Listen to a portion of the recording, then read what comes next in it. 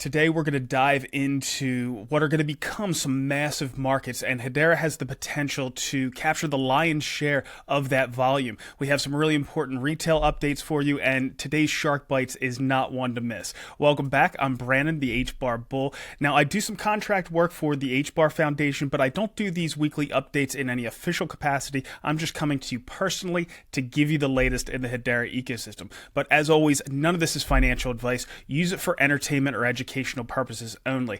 So like I said, we're going to first dive into a few retail updates. The first thing we're going to get into comes from our premier wallet, Hashpack. They launched their Pack token several months ago, and they distributed some of the token via an NFT sale, and they've also been using another mechanism that incentivizes usage of their wallet. They call them Packback rewards, and every time you swap a token using the wallet, you'll receive a portion of Pack back as a bonus. One of the things that I love about Hedera is it just attracts a certain type of person, people that are really innovative on the business side, on the tokenomics side, on the tech side, and they come out with some really great products and really great ways to engage with the community. As we bring more people into this retail space, having these first touch points be things like Hashpack is absolutely invaluable. And sticking with wallets, but moving from software wallets into hardware wallets, we're going to go to Citadel. And Citadel has a great product. I've seen it live. I've seen it used live. The most popular hardware wallet out there, of course, is Ledger. But there's no question that the Citadel hardware wallet is a step above. And what's nice for the Hedera ecosystem is it supports all Hedera ecosystem products, all the NFTs, all the fungible tokens, native staking, and everything in between. And the update that we have from them is they did a pre-sale using NFTs last year, and now they're asking you to associate the claim token. So just associate 0.0.6597695, and when the time's right, you'll be able to get that claim token, which will allow you to get your actual physical wallet. And now we're going to move over to gaming. This past week, we had a really good gaming space on casual games on X. We had several of our teams. One of the teams was Earthlings. They have recently launched what they call a mini game called Steamrunner. Now, there's been some confusion in the ecosystem thinking that this is their main game. Their gaming metaverse is yet to come and should be coming out in 2025. But they want to keep the community engaged. They've used their NFTs to do this. They've come out with some really fantastic clips showing what the gameplay on the main game is going to be like. But in the meantime, they also want to get some games out there. So they're creating these mini or sidekick games to keep people engaged and allow them to start to play to earn, which is of course one of the benefits of Web3 gaming. So here's some of the gameplay from Steamrunner. Some people have pointed out that it's similar to Temple Run, which of course got their inspiration from things like Pac-Man and going back to mazes in general. But what I love about what Earthlings is doing is, they put out their vision by putting out those clips. They get people engaged by putting out their NFTs. You see what the general feel of Earthlings is going to be like. And then they have these mini games, which gives you a little bit deeper feel of what this is all going to be like, which all, of course, tie together. And if you want to take the really deep dive, you're going to have that gaming metaverse that's going to be coming out next year that is going to create an entirely new world for us. But getting back to Steamrunner, I've been having an absolute blast with it. My daughters have been playing it. I have gotten a little bit addicted. I made it through the concrete run. That was certainly a lot of fun. And now I'm to the forest run, which is the next level and a lot harder. But certainly go check it out. You can get it both on iOS or Android. Now we're going to take a little bit of a left turn. We're going to go from the retail space into financial markets. These are going to be environmental markets. Now, we've talked a fair amount about how Hedera is the most efficient network on Earth. That was initially put out by University College London. There was another study done in Germany that came to similar conclusions, and another one done in Singapore. Now, I'm a dollars and cents guy, so what this efficiency says to me is that we have the largest margin to essentially profit as a network and incentivize token holders, incentivize nodes, continue to build out the ecosystem and improve the network. But this efficiency also allows us to attract environmental use cases. And the first one we're going to get into today is Water Ledger. It's in the water market space, and we talked to one of the co-founders, Katrina, to give us some more information. Katrina, welcome back. Thanks, Brandon. It's great to be back. Well, you have some really exciting stuff going on. Now, it's been a while since we talked about Water Ledger. For any of our new viewers, can you explain the platform and how it uses Hedera?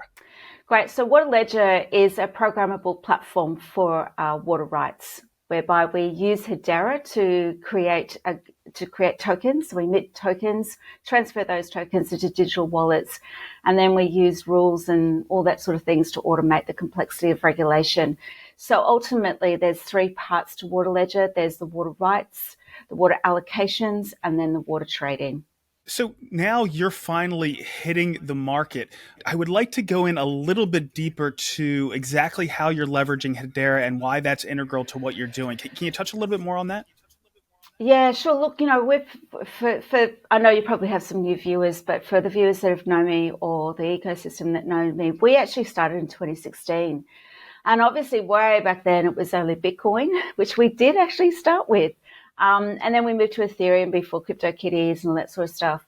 But once we started to really, because we had to do a lot of feasibility studies, proof of concepts, pilots, and that sort of stuff. But when we started to get to the point where we knew we had a pathway to market, we had to reassess our infrastructure choices. And the reason why is because we were getting a little bit of pushback from our customers at that time with regard to the energy issues around the proof of stake or the proof of work, which we know is being all solved and all that sort of stuff. So we started to look at Hedera. We saw some of our friends like Miko, Katrina Dow is an old friend of mine from way back. She's also an Aussie. So we started to ask her questions about it, and also Rob Allen.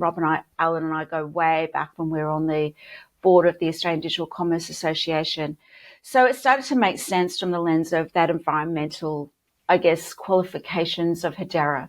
And also the tech has come a long way. We don't have to build everything ourselves anymore. So it started to make sense for us. So we started to look at Hedera. We did a whole lot of analysis. And then in March 2022, we actually made the announcements that we'd actually come across to Hedera and we were going to redevelop Water Ledger on the Hedera distributed network. So as I mentioned, now you're bringing that product to market. We're actually seeing it impact the Hedera network. Can you tell us how the launch has gone so far? Oh my goodness. The reason, we actually prepared for it significantly because for the last 18 months, we've been working with a water operator here in Southeast Queensland. I'm in Brisbane, Queensland, Australia. So we've been working with a bulk water operator that allocates 600,000 megalitres of water to 1,200 farmers.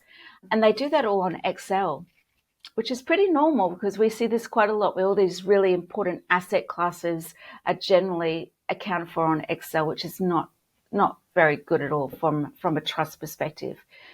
So once we actually knew that we got to the point where, because we've been working on testnet for the last 18 months, so when we knew that we were ready to deploy across to mainnet, we reached out to our friends at Avision and deployed Water Ledger using the Managed Guardian service. And that was just huge relief for us because it is complicated when you want to deploy, particularly when you're minting 3 trillion tokens, going to Ledger over 8,000 events in one hit and create 1,100 digital wallets all in one hit.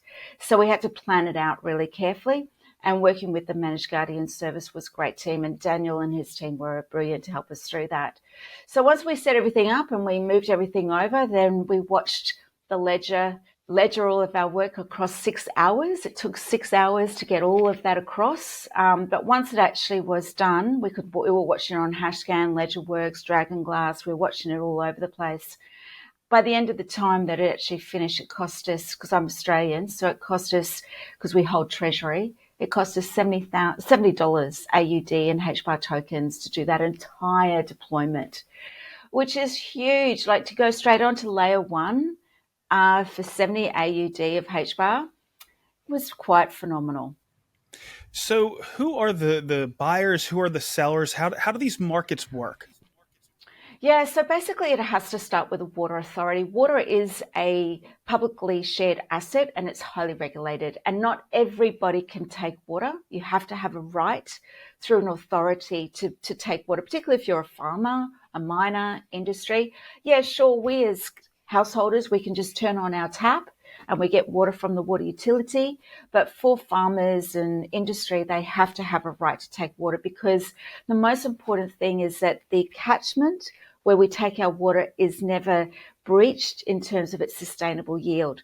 So there's a whole lot of hydrology and all that sort of stuff to work out how much water we can actually take from a catchment that's not going to breach its environmental life, so to speak.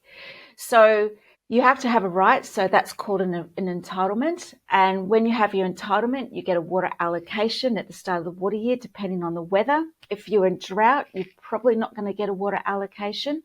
And if you don't get a water allocation, then you turn to the water markets, in the temporary markets, to find water because water is now scarce. And that's what the role of the water market is. Australia is the most maturest water market in the world. There's a lot of people get a little bit nervous around water markets because all of a sudden you're putting a price on water. But we need to put a price on water so we understand its value. And if we understand its value, then we can put it on our balance sheet to ensure that we actually manage it sustainably and equitably. Yeah, free markets are really important to determining the value of things across the board, but of course that includes water. So I want to ask you personally, why did you want to get involved with this space? Look, it wasn't something that we, in terms of blockchain, oh gosh, it's always like a moment in time. You know how you have that moment in time when you have a serendipitous moment? So back in 2015, I had just finished working in a charity. I worked in government, non-profit sector. And one of the things that irked me about working in a charity is that our donors couldn't actually have any transparency around where the money was going. And we probably weren't doing the right thing because it was basically going to operations rather to public good stuff. So I found a book in my children's library about Bitcoin in 2015. And at that time, I was listening about Craig Wright being chased by the Australian Taxation Office. And we all know who Craig Wright is. So I found a book and I read it. And it hurt my head. And then I found I found a piece that talked about charities and where this technology would actually revolutionize that transparency and trust between donors and charity organizations. And that's when I knew I'd found my tech. And then there was moments of serendipity, and it wasn't until I went to my first Bitcoin meetup that was when I went down the pathway, and then Civic Ledger was founded in 2016. Once we established Civic Ledger, we did a few POCs, and then we had an opportunity to work with the Australian government on how to actually bring transparency and trust into the Australian water markets.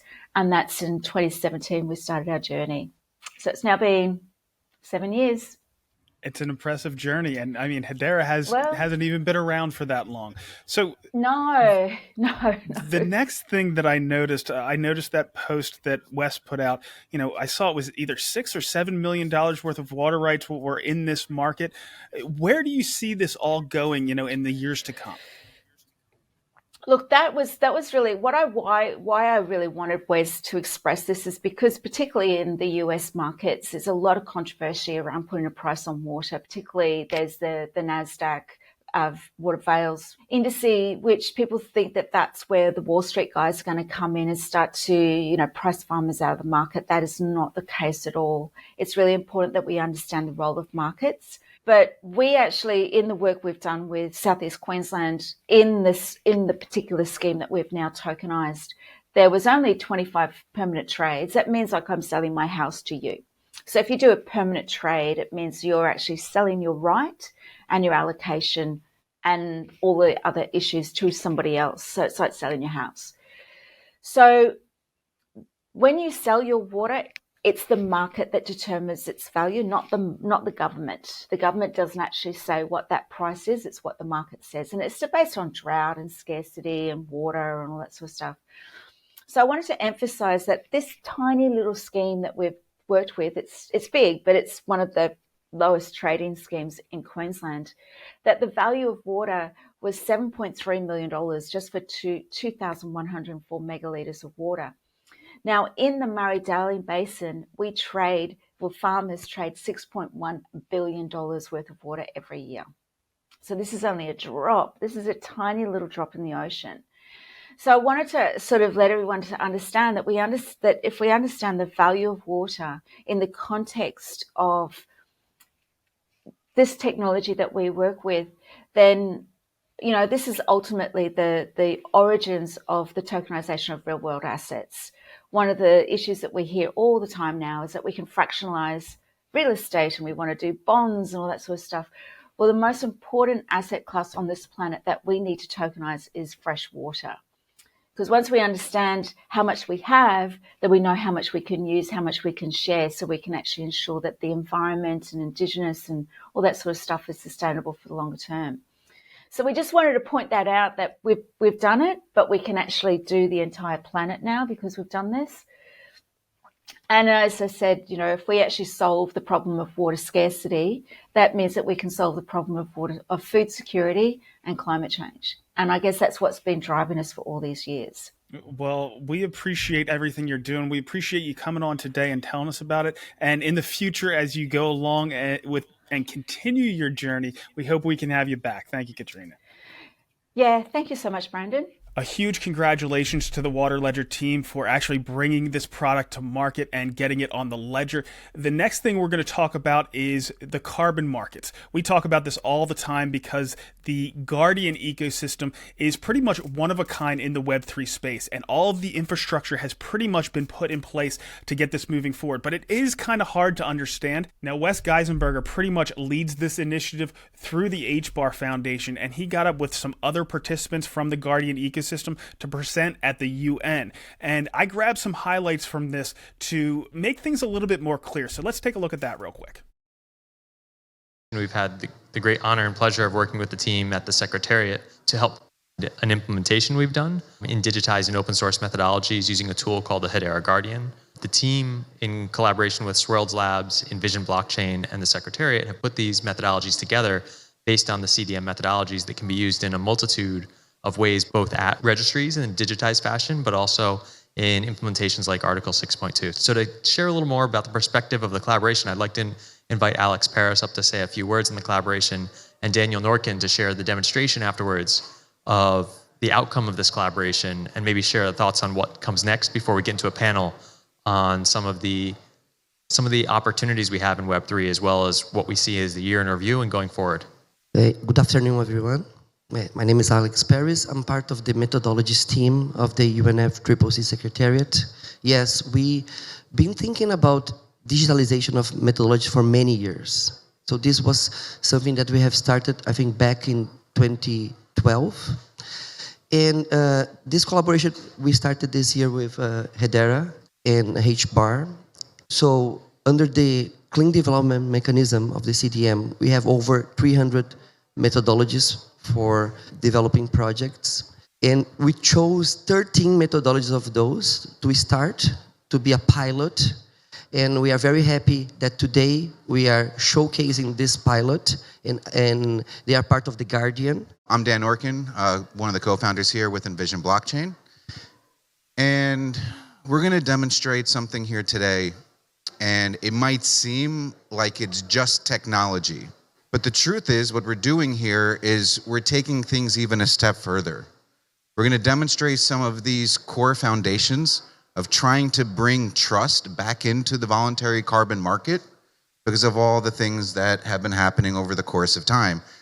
So really what we're talking about is a whole re-envisioning of the frameworks of which legitimacy and trust is really gained. I'm going to narrate what's happening over here behind. All right, so here we're looking at the Managed Guardian service. Again, this is the hosted version of the open source version of the Guardian. Okay, so we have to create a bunch of accounts. We're going to create 3 different accounts in this demo. One account is a standard registry. The other account is a VVB. The other account is a project developer. Okay, so they're going through the setup right now. They're inputting some of their keys, and we have key management services as part of this. What you're seeing right here is the establishment of a company profile. This is a really important concept. So some of the technology behind Hedera Hashgraph is that they have something called Hedera Topics. It's kind of like a feed that you can subscribe to. It's like a place where you can store information and you can look it up if you know what topic to look up. Every standard registry has to go through a company profile, and then they send that message to a Hedera topic. All standard registries are uniformly found within this Hedera topic, thereby you can search up like a registry, if you will, of all the standard registries. This is an easy way to start to see who's involved, what tokens they're providing, what methodologies they're involved with, so on and so forth. And as you can see, We're using a user interface over here for those that are involved with kind of, the technical side of technology. Of course, there's APIs as well as the user interface, so you can build on top of this. We've took the liberty of not showing you how we're developing the methodologies. It takes quite a bit of time. However, what we're doing is we're importing the policy files. When I'm going to say policy, what I mean that's a coded version of a methodology. That's what we mean when we say digital methodology. In our world over here in the Guardian world, we call them policies. So now we're importing them and we're interacting with the Web3 technology very simply without even knowing that we're interacting with it. We're extracting all of that to make it easy. So we're importing the policy files, we're creating Hedera topics, and every policy methodology gets its own topic. It's easily searchable. And you could see right over here and on the other side that we have different pieces of metadata. So for example, this is the piece of the metadata that you can set, and when you set it, that's what kind of helps out the guided search and the AI methodologies to be able to be found. So again, we can use ChatGPT with the natural language inputs and use that metadata to kind of understand what are the methodologies that we need to be looking for. As I said, we have digitized 15 different of the CDM policies. We're just going to be importing a couple here because there's a couple features that we want to be able to show. One of the benefits that we're going to showcase where you can find that within the Guardian is once digital methodologies have been created, you now have the ability to do things that you were never able to do before. For example, how can you compare one methodology from another one when it's in a PDF format? You're just looking for specific words, right, at that point.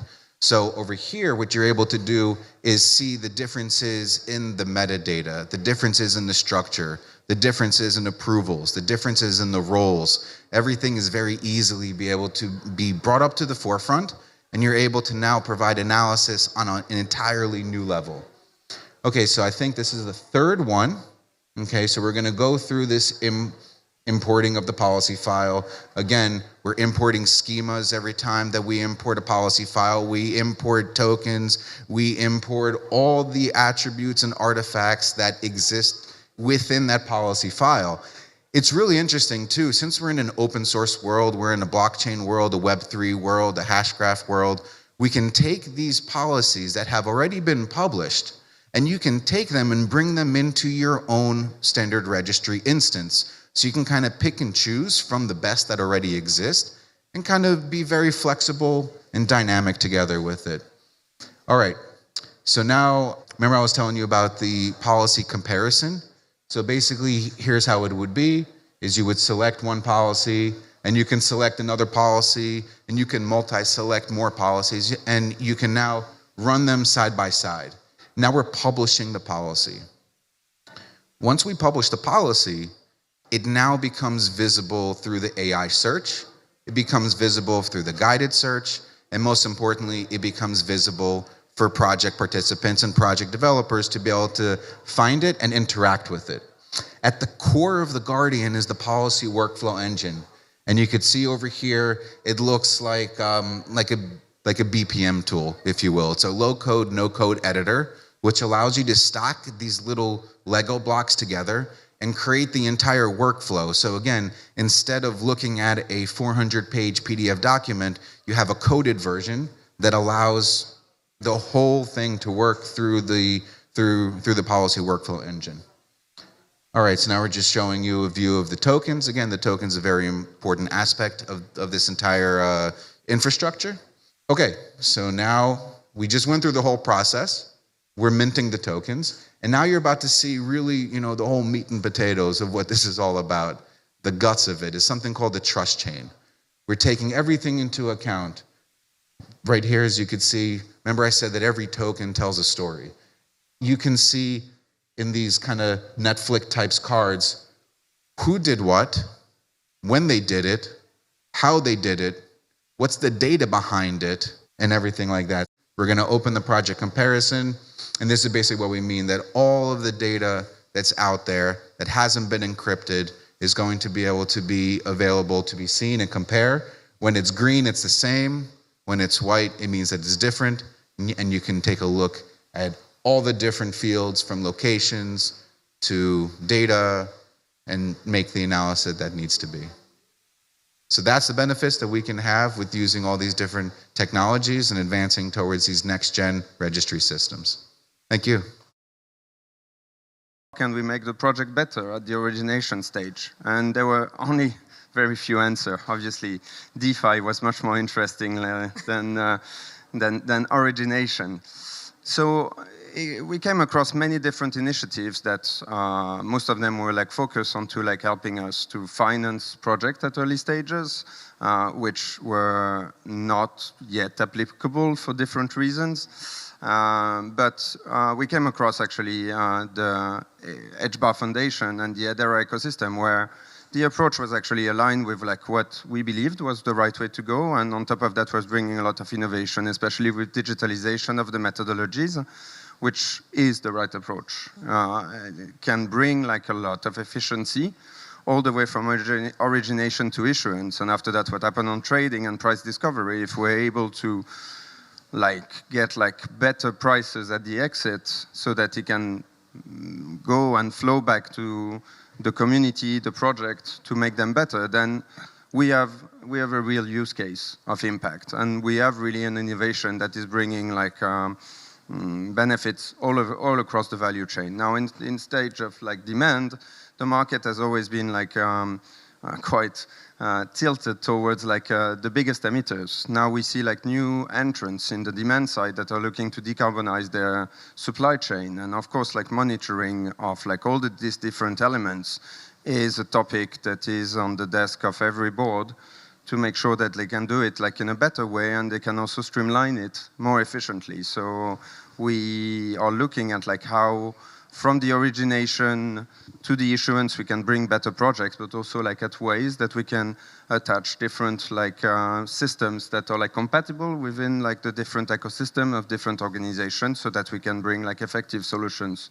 So the water and carbon markets may be measured in the billions today, already big, but in the future there's a good chance they're going to be measured in the trillions. And what's happening within the Hedera ecosystem is we're building out all of the infrastructure that's necessary to make these fully functioning markets and give them the trust and efficiency to take them to the next level. Microsoft wanted to offset all of their carbon. They started to dig into these markets and they realized that they didn't have the trust necessary to meet the goals that they wanted to. And these are the exact things that are addressed by integrating Hedera. And because we've created these entire ecosystems and the standards are being accepted by all of the participants, we could really capture what truly could become multi-trillion-dollar markets. And unlike some other use cases where some of the support that's been given, the resources that have been given are used to pay for the fees for the network, here it's been used to build out that infrastructure. It's going to be the users that are paying the fees. And another thing that Rob Allen highlighted was how much revenue could be produced for every single one of these carbon credits or water contracts. It could be measured anywhere from a few cents to tens of cents. So the impact could be really significant. All right, so we're going to shift gears once again. We're going to get into education and verifiable credentials. I caught up with Jassim, who is working on the use case that's responsible for what was at the top of the NFT list just last week. So they're having an impact on the network already, and it's only going to get bigger from here. Jassim, to start off, welcome. We appreciate you stopping by. Thank you, Brandon. Very, very much my pleasure to be here. Jassim, to kick this off, can you just tell us what EMGS Hub is? Sure. EMGS Mobile Hub is an application that was built for international students to use when they come to Malaysia. It was launched by Education Malaysia Global Services and built by SciComm. The app is tailored to the student life cycle, starting with the exploration of Malaysia as a destination for their tertiary education. And then followed by that, they can make a visa application, track the status of that visa application, and then the app also provides a guide for them to come over to Malaysia. And finally, it's supposed to be a companion app for them during their time of study in the country. Yeah, obviously this is something that's definitely needed. I know that you've been working on it for a long time. Last week when I was doing my network analysis, I noticed that your fungible token started to hit the network. And not only that, but it was #1 in the most transacted tokens on the Hedera network. So how exactly are you using the Hedera network? Well, Brendan, we've built a verifiable credential to represent the student iCard.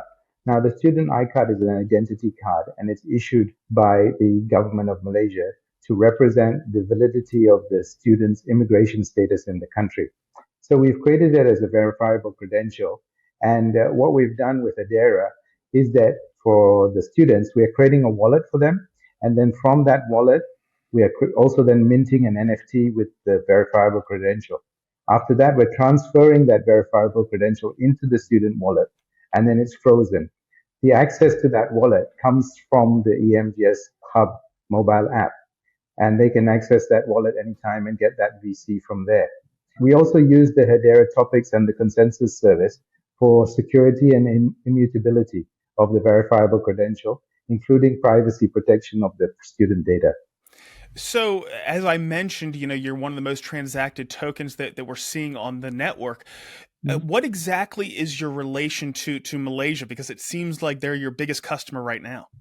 Yes, Education Malaysia is a customer of SciComm's, and we're the technology partner for them. So we've built all their technology infrastructure, including the student management system, which is the primary system for the application and issuance of student visas. Once the student has been issued with a visa, they're also given an iCard.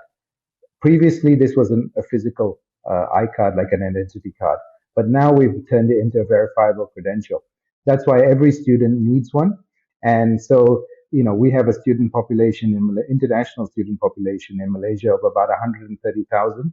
And why you're seeing some big metrics on that is that we're in the process of minting the existing students so that already have an iCard. So we're going to be minting over the next few weeks about 100,000 tokens, which represent 100,000 verifiable credentials.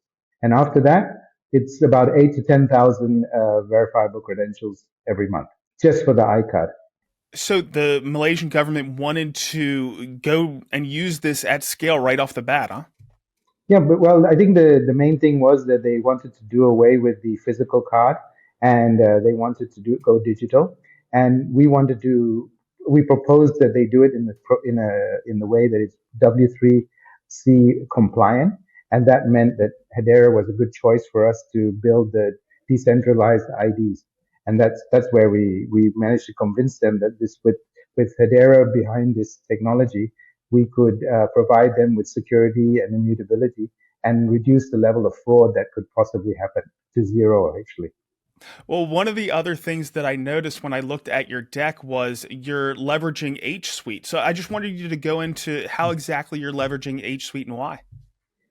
Okay, I mean, the main thing was that H Suite gave us the smart node technology that we used to build rapidly. We didn't have to build our own smart contracts. We could leverage off the smart node technology to get APIs, and those APIs allowed us to implement our processes very quickly, and that worked well for us. We're very happy with our collaboration with H Suite, and we hope that we can do more things with them very soon. Very good. So the last question I have, and of course HBAR Barons are always going to be curious about this, what are your plans for expansion, or are you just focused on this first initial use case right now? No. We now have a student with a wallet, and we can do a lot of things with that. I think we want to have more VCs for them, like medical insurance, or they have something called a visa approval letter. We can turn those into VCs. Maybe even work with the airline to provide a frequent flyer membership for them. Academic certificates, of course, could be verifiable credentials that we could also put in that wallet. And maybe over time, we'll work on a fungible token, like a loyalty points token, that we can work with merchants to give merchant-funded discounts or vouchers. So we got a lot of plans there. That's exactly what we want to hear, Jassim. Congratulations on getting this off the ground. Again, I'm really impressed with what I've seen so far. Thank you so much again for stopping by, and good luck. Thank you, Brent. To this point, I've heard an awful lot about verifiable credentials, but I hadn't seen too many use cases, so it's great to see this stuff actually coming to production. I know Twigital is looking at using verifiable credentials as well. So the next thing that I want to get into before we get to Shark Bites is that Hedera joined the IIF. Now, Hedera highlighted some Web3 membership, which includes Coinbase and Circle, but there are hundreds of members of the IIF throughout the world, and it's really the who's who of finance. There are banks like Goldman Sachs, Bank of America, JP Morgan Chase. There's asset managers like BlackRock and Fidelity, Hedera Governing Council member Aberdeen as well. So being part of this organization is probably going to pay dividends in the future. All right, so now we're going to move on to Shark Bites. I was really happy with the questions we got this week, as well as the responses from Rob. So let's check it out. Rob, welcome back. How's your week going? Hey, Brandon. Yeah, it's been busy. Although I've been getting slowly addicted to the Earthlings Steamrunner game. So not that I can get past level 1, but it's quite fun. And my daughter helps me. Yeah, I just got through the first one. I unlocked the forest or whatever. So congratulations. That's the next thing You're one up on me. I know my little one's going to be better than me, but she hasn't put enough time in. The reaction time is so much quicker with the kids. I'm just too slow to get through the wolves and the obstacles, but it's good fun. It is fun. It's pretty addictive. All right, so the first question we're going to go to is actually one from last week that you said you were going to get some more information around. It came from Dude Man2, who says, in King Solomon's interview with Mance, Lehman, and Eric, they mentioned the interledger communication feature that sounds like it could be a game changer. When can we hear more? So did you get some more information for us? Yeah, I did. And actually, Atul, who's one of Lehman's chief architects and engineers, presented at TechCon this week. So the timing was really good. And I spoke to Atul afterwards and kind of teased out some of the detail. And I've done a little drawing. So anyone who knows, as an aside, anyone who is aware of the Ethereum roadmap, the Vitalik Buterin grand plan with merge and purge and verge and all those other things, Hedera has a very similar one. And it's quite a grand plan with progress mapped through it, and we expose some of those roadmap items in our main roadmap. But the actual engineering and technical detail is kind of controlled by this grand vision. And what I'm showing here is just a very small subset of that, and super simplified because I don't have the technical chops to go in too much detail. But it was very interesting to me because when they were talking about an interledger communications protocol, I built an interledger protocol back in my PwC days based on the open source interledger protocol that was the ILP, they call it, which was released by Ripple Labs actually back in the day, open sourced and for payments. So I was very interested in how how similar these two things were. And there is a confusion because ILP is now being driven by a foundation. It's been implemented by the Gates Foundation in Africa. There's quite a lot of adoption for it. But in terms of Hedera and where it fits, and you can see on this picture, it kind of fits right in the middle. It supports a number of things, and it's quite it's a really important piece of the Hedera puzzle. Similar but very, very different to the previous ILP that I was previously talking about. So, and what Atul explained to me was that on the left here we've been working kind of on a lot of things to do with scalability. We talked last year about virtual Merkles and data on disk, which increased the ability for the network to scale significantly, and led to our single shard that we've currently got scaling and being supported by those changes. There's also a lot of necessary work being done around block signing and preliminary work to move into state proofs, which we've been talking about for years, and is a prerequisite really for a number of things. And on the right, those kind of target state with shard scalability and multiple shards and these special purpose networks that Eric and Mance and Lehman have been talking about as well. So the interledger communications protocol from a Hedera standpoint uses state proofs and enables interoperability between these different types of Hedera network, whether they be private or the existing mainnet or some other special purpose network that may form in the future. And then, of course, sharding, once we get to it and once we need it because of utility and scale and usage, will be that last piece of the puzzle to allow for multiple shards to happen as well. But it's also based on this interledger communications protocol as well. So, I mean, this is why Lehman's quite excited about what they're doing in this particular space, because it's a kind of key enabler for many of the Hedera vision aspects as we kind of grow the network. I'm sure that might create more questions than it we started with, but that's a fairly simplified and high level take on what it actually is and where it sits in the roadmap. Well, I have learned one thing. If Lehman's getting excited about something, we should probably all be getting excited about it. So it's certainly good that he's staying engaged. All right, so the next one comes from Rapunzel, who asks, Rob, could you tell us more about the corporate utilization dashboard and if it will have any components that can be reported publicly, perhaps an attachment to the Hedera meeting minutes? Some privacy may be important, but so might be accountability and the spread of information. So, Rob, do you have any insights on this? Well, yes, because the corporate utilization dashboard is one of the key outputs from the corporate utilization committee, which I co-chair, and along with the enterprise readiness dashboard and the material that comes out of the showcasing of the enterprise projects that we do through CorpCom.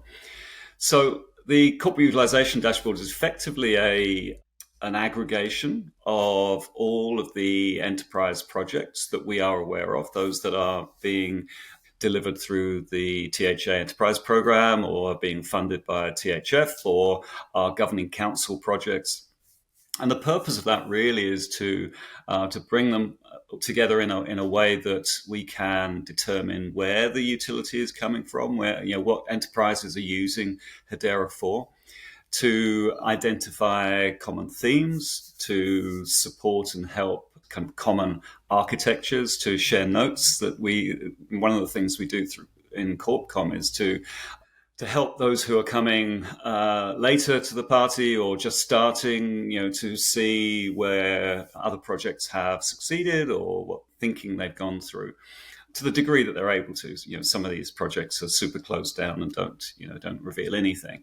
Some we don't even know about, of course. So there are. What we can do, though, and for the data that is shareable, we track and report and support and identify risks and those sorts of things. Now, in terms of transparency, we don't publish that yet. It's a kind of an internal objective. It's an internal report that supports the operation at CorpCom. But more widely across the Governing Council and all of our committees, there is a discussion about the level of transparency that we can provide. Each of the committees has a different degree of transparency that it's able to achieve. And we're hoping that, fairly soon we'll be able to, publish reports or provide some level of transparency. But clearly that has to go through legals. And what we don't want to do is to kind of have a transparency objective, which then kind of inhibits the operation of the committee because, participants become less willing to share because they know it'll be made public. So it's quite a balancing act that needs to be struck. At the moment, the committees are operating very well. They take a lot of time for the co-chairs, but they're operating very well in terms of what they're seeking to achieve in their objectives for 2024. So we don't really want to change that or inhibit that closed doors development. But at the same time, we're all kind of bought into being a lot more transparent as we go forward. So I hope to be able to publish something at some point in the near future. Well, that makes a lot of sense. All right, so the next one we have isn't a question, but it's some news that we covered a little bit earlier in the show. Hedera joined the Institute of International Finance. So do you have any thoughts on Hedera joining this body? Yeah, I mean, these high-profile international organizations are very useful to join, especially if they're kind of outside the Web3 space. So, where you can rub shoulders and discuss, sort of topics with adjacent industries. I understand that this organization does have some Web3 participation, likes of Circle and others. And my understanding, I don't know too much about this, was that it was initiated out of Hedera LLC, and that Charles will be the representative there. So when I next speak to him, I'll ask him some more about what he expects to achieve out of this particular membership of this association. All right, good stuff. Now, we're knocking them out fast today because we do have some limited time, but the next one comes from Quasimodo7623, who says, "Hey, Brandon, your show is always the high point of my week, especially the Shark Bite segment. For Rob, CBDCs have so many redeeming qualities, such as real-time transactions and cross-border payments, all without middlemen, fees, etc. Could a CBDC be created using HBAR that could not be weaponized by the government? I realize that the government would have to accept it, which would be another problem, but is it possible? Thanks." Yeah, I mean, that's a huge question for a short period of time, and I'll try and do it justice in a very kind of short answer. So the way we've got over 130 reserve banks and central banks around the world looking at CBDC, central bank digital currencies. By definition, they are zero risk, central bank issued digital currency, and they tend to be either focused on what we refer to as wholesale CBDCs, so the interactions between commercial banks and their central bank, with omnibus accounts and the kinds of settlement arrangements that commercial banks have with their central bank, and retail CBDCs, so the ability to issue and use these central bank digital currencies by citizens of that country. Both are valid, but as the question kind of alludes to, there's kind of a kind of surveillance society risk associated with retail CBDCs. For wholesale CBDCs, it's mainly operational costs that are being cut out, and efficiencies, and real-time settlement that doesn't need clearing, those sorts of things.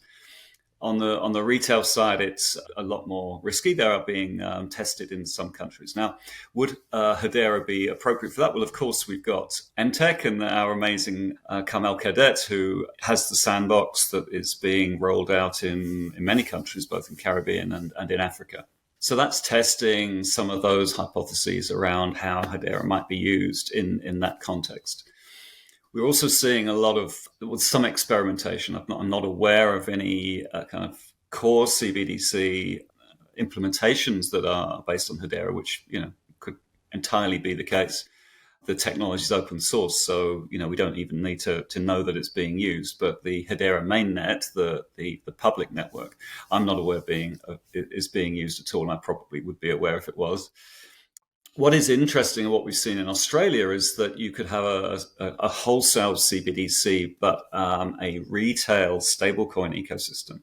And that retail, the heavy lifting is done by the stablecoin issuers, and then the central bank only needs to regulate the framework within which the stablecoins are issued, and how they might be transferred or cross-redeemed, or the degree to which they need to be backed or reserved with fiat, and how that might be reported to the regulators.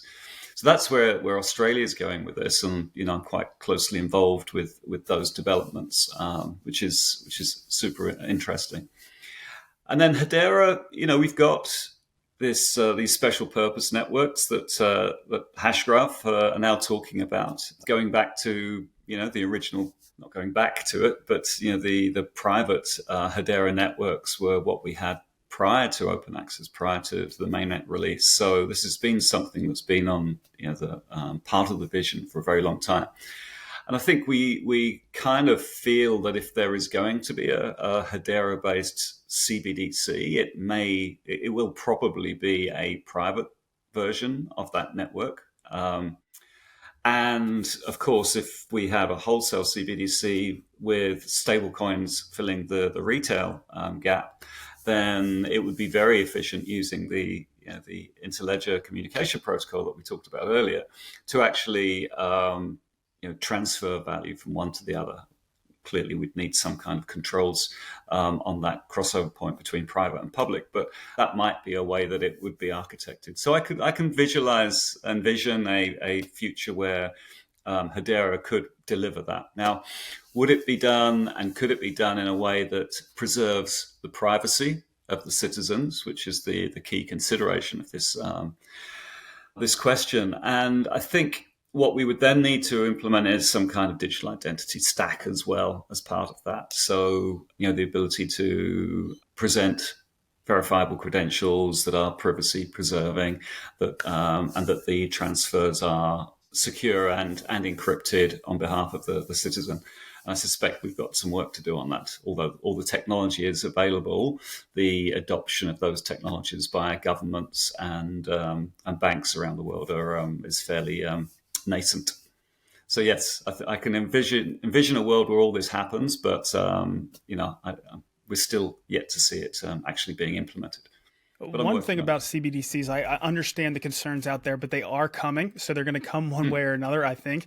And I would like them to use a public network like Hedera that has its own cryptocurrency like HBAR, because if those fees are being paid for those transactions, that's giving strength to the HBAR economy. And I'm a big believer in choice of money. I want there to be multiple strong forms of money, whether that's gold, whether that's silver, whether that's Bitcoin, whether that's HBAR, and fiat, of course, currency is going to be one of those options as well. So I like the idea of it being built on Hedera just to give more strength to our native economy.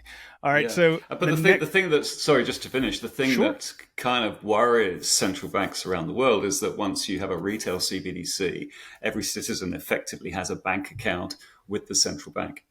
And they're not set up to support that level of kind of interaction. They're very happy with the status quo, which is just dealing with the commercial banks that are regulated and licensed, and not directly with the citizens. So, there's quite a lot of, for those countries that are going in that retail CBDC direction, there's quite a lot of change in addition to the technology that needs to be done in order to incorporate the new processes around doing that. Understood. All right. So the next one comes from JWA1015, who says, I do think the way the LLC is being run has a flaw. They need personnel to sell usage. The idea of leaving it up to part-time governing council members who have whole careers with their giving company is unthinkable as a business. Now, Rob, I'm sure you've thought about this aspect a fair amount. We have other players, of course, in the space, but what's your take? Well, the LLC doesn't go out and market Hedera. In fact, it's expressly prohibited from doing that because the LLC is owned by the governing council. So the 39 shares in the Delaware Incorporated Hedera LLC, with a board which is appointed by the governing council. We are the network operators. We are the overseers and governors of the roadmap, and we currently, vote on the allocation of treasury to ecosystem partners who can do the marketing, who can do the shouting from the rooftops about how good Hedera is. And that's the express purpose that the foundation was originally set up for, that separation of church and state between network operator and business development. So, and then of course we've got, Hashgraph or previously Swells Labs as the core engineering team. So that kind of separation was deliberate. So the LLC should be, just a management team supporting the operations of the governing council. So where governing council members like myself, want to engage with community, want to engage with, to talk about their specific projects, then we do it, for ourselves or on behalf of our businesses. We don't do it for the LLC. In fact, we're not actually allowed to represent Hedera. So I can't go out and say, I'm talking on behalf of or for Hedera, unless expressly, given permission to do so. But obviously, the marketing team, the foundation are set up to fill that void. Now, whether or not you think it's being done optimally at the moment is another matter. But we talk about marketing quite a lot, so hopefully that kind of separates the perception that there's a flaw. There's no flaw actually on that particular point, and it's by design that governing council members don't go out and talk about Hedera in the way I think the questioner expects. But we can talk about why we're on the council, why we believe that Hedera is the right technology choice for ourselves, and the projects that we're building. All right, so it's by design. So we have 3 minutes. We have 2 questions. We're going to try to knock them Let's out. go for it. Steen has one saying, Robin Brandon, I hope you're doing well. I've got a question regarding Hedera being carbon negative. Is it actually still the case? When visiting the website where purchased carbon offset certificates can be found, the most recent one is from Q2 2023. Does that mean Hedera hasn't purchased one ever since? Yes, so I'm very, very keen on understanding this as well, and I've asked the right people within Hedera who buy the offsets and report on the offsets what the current status is. I am assured that we are still carbon negative and we are still buying the offsets, and the website just hasn't been updated. But I'll check back in on this as soon as I've found out a bit more. All right, sounds good. And the last one goes to me. It's from Hassan, who says, Brandon, how can people who aren't yet HBAR become one if you only invite HBAR? That's a fair question. He also says marketing is about thinking outside the box. So I have a couple strategies with the content that I create. Number one, I have the Built on Hedera, where I have builders in the ecosystem come and tell us about what they're building. And I put those out independently. And I specifically say that if there's any content creators out there, if there's any media people that want to leverage that, they certainly can. It's also for HBAR to then be able to share what's happening on Hedera. This show, the Friday show where I go through everything that's happening in the ecosystem, is really for people that have already come into the ecosystem to kind of give them a home, to make sure that they're up to date on everything in the ecosystem so they can use all the different things that are being built. The next step, and I certainly have a lot of ideas around this, is reaching out to new communities. Now, I certainly try to do that right now. I've done interviews with Mike Maloney. I've done them with other content creators out there. I do things with Karate Combat, trying to reach those new audiences. But we really do need to put more resources behind that, do paid advertising. Now, the content that I would create for that would be a little bit different.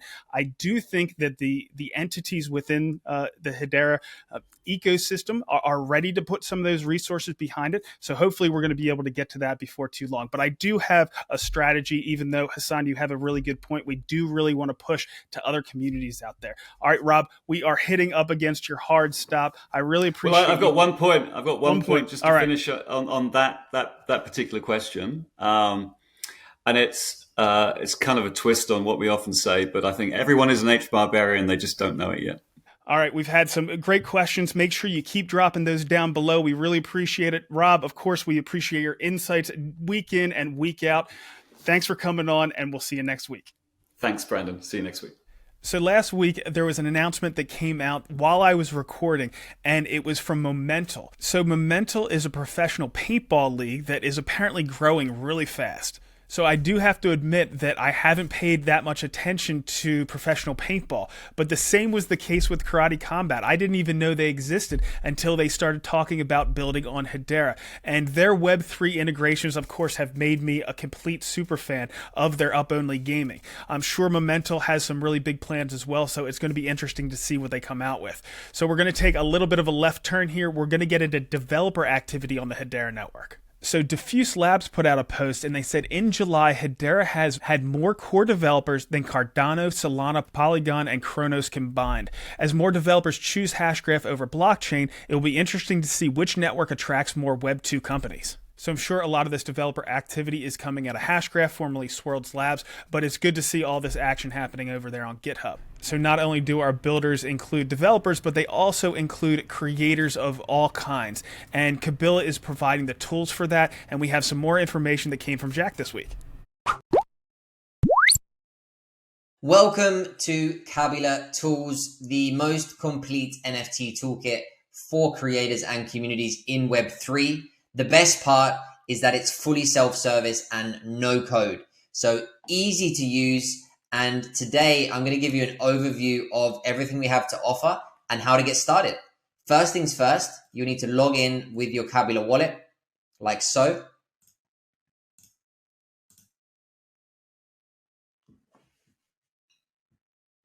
Once you're logged in, the next step will be to purchase your creator pass.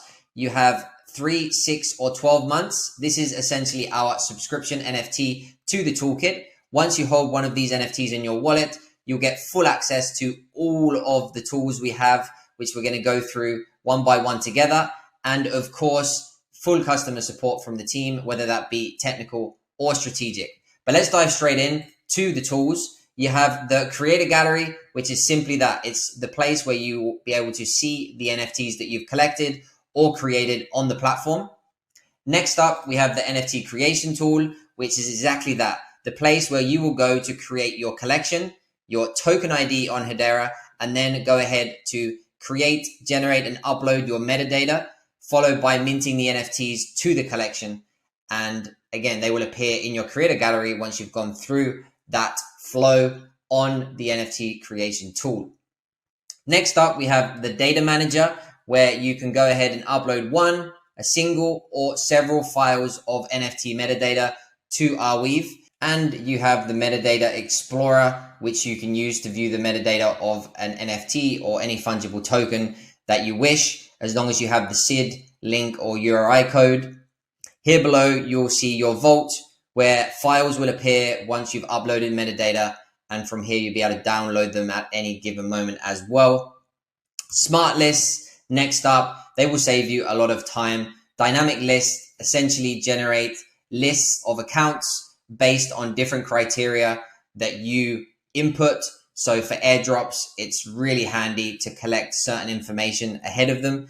List of assets is a tool that you can use to view the assets, whether that be fungible tokens or NFTs of any given wallet.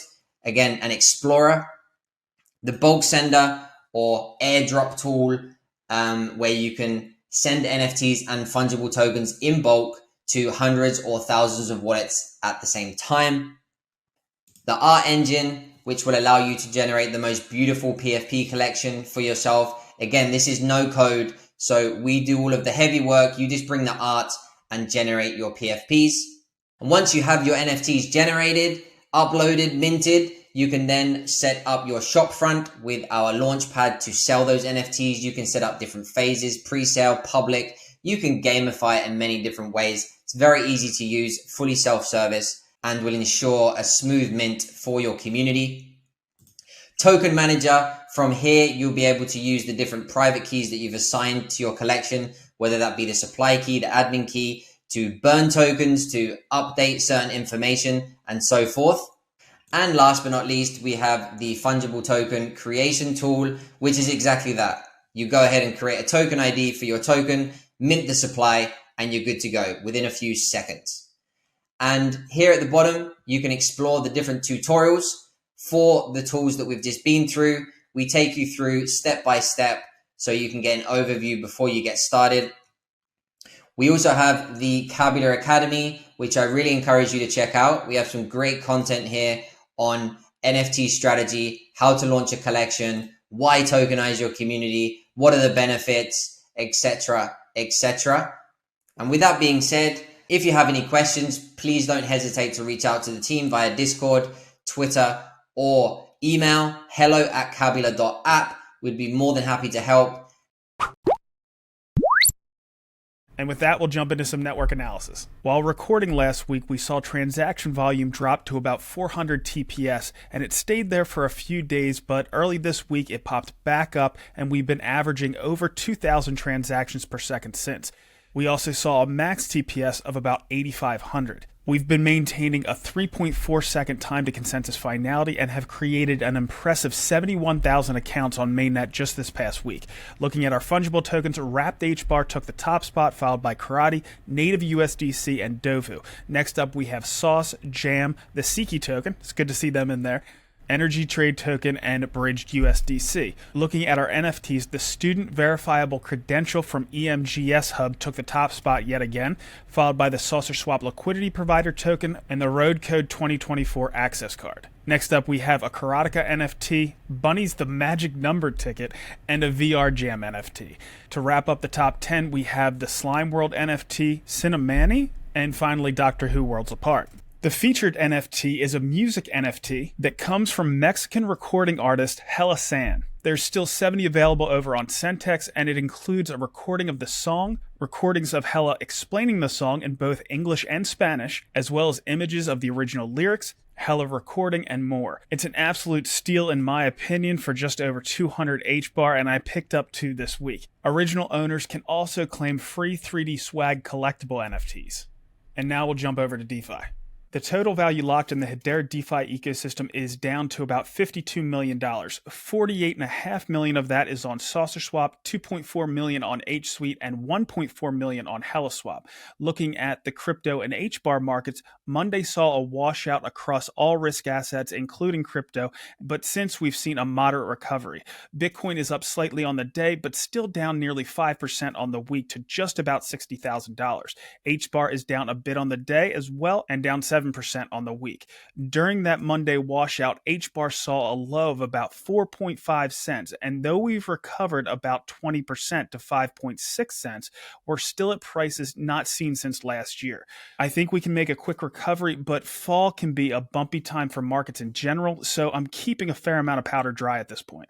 I think there's going to be a moment in the years to come where the crypto market separates the things of true value from the junk out there, the Amazons from the pets.com. I think Hedera is going to be one of the networks to show true value. I think that's going to be proven out with revenue coming from use cases in our Guardian ecosystem, Water Ledger, Karate Combat, and the list goes on. It's going to take time for this to happen, but once that realization takes place, it's going to happen fairly quickly. So next week, we're going to have an interview with the Earthlings team. I want to get a good one for my Built on Hedera series. We're also going to try to get a space together for AI. Of course, we're going to get Rob back for Shark Bites. That's pretty much all we have this week, but I do want to close this out with a sample from the song from Hela's NFT.